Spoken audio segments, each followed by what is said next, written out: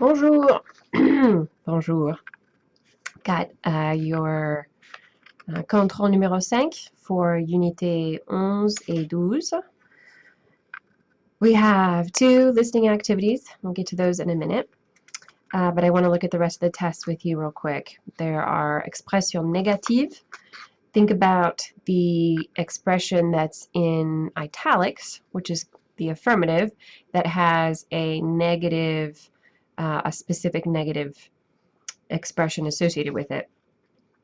And you're just writing that negative expression in the blank. Section 4, you're actually writing sentences. I'm looking for 2 things from each of these sentences. The destination, so what's the name of the place this person is going, and then also an activity.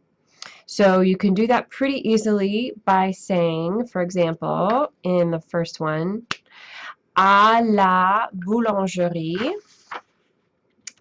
Jacqueline, so Jacqueline is the person you're speaking about, à la boulangerie, Jacqueline, and then give a verb expression, some activity that she would do that would be appropriate in that location. You have conditionnel, verbs written in the conditional next. There are 3 irregular verbs, the group of voir, recevoir, and apercevoir. Pay attention, the middle 3 of these are meant to be conjugated in the passé composé. So pay attention to that. Section 7, putting verbs in the future, the most recent verb tense that we covered. You've got a reading section at the end. You're answering the questions in English. So, back to activité numéro 1, les questions personnelles. Remember that you, if you need to, you can listen to these questions as many times as you're comfortable doing. All right, so numéro 1.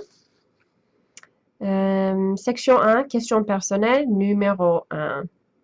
Reçois-tu souvent des lettres par poste? Reçois-tu souvent des lettres par poste? Reçois-tu souvent des lettres par poste? Numéro 2. Si ta famille gagnait la loterie, qu'est-ce que tu achèterais? Si ta famille gagnait la loterie, qu'est-ce que tu achèterais?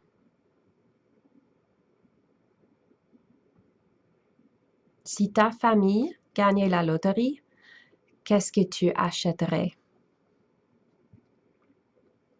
Et numéro 3. Que feras-tu dans 5 ans? Que feras-tu dans 5 ans? Que feras-tu dans 5 ans? Activité 2, conversation. So Catherine and Lucille, the college roommates, they're discussing things that their college town has to offer. So you're just circling the most appropriate answer to the question I'm asking. So numéro 1.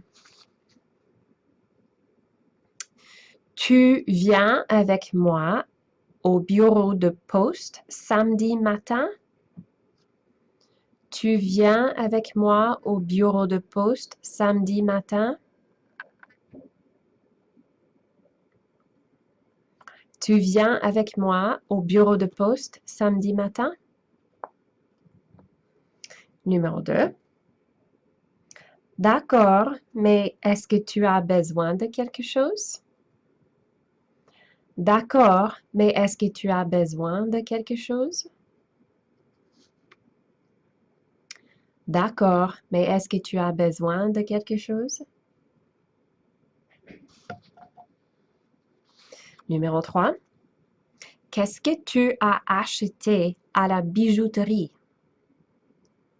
Qu'est-ce que tu as acheté à la bijouterie? Qu'est-ce que tu as acheté à la bijouterie?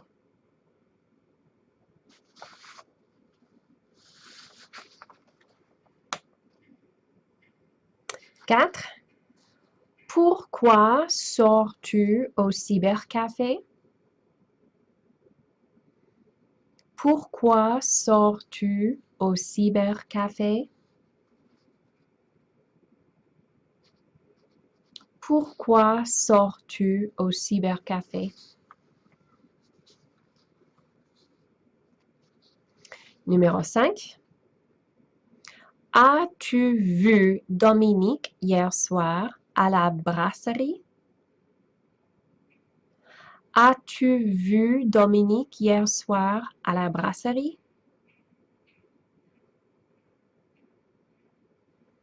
As-tu vu Dominique hier soir à la brasserie?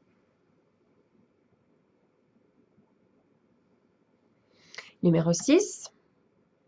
Pourquoi es-tu allé au commissariat de police? Pourquoi es-tu allé au commissariat de police?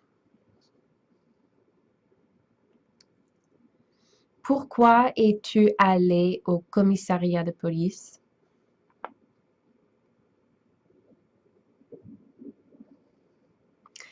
Numéro 7. Tu as l'air contente. Est-ce que tu attends quelque chose du facteur? Tu as l'air contente. Est-ce que tu attends quelque chose du facteur?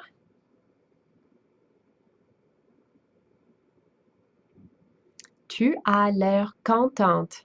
Est-ce que tu attends quelque chose du facteur? Et numéro 8. Tu ouvres un compte d'épargne? Tu ouvres un compte d'épargne?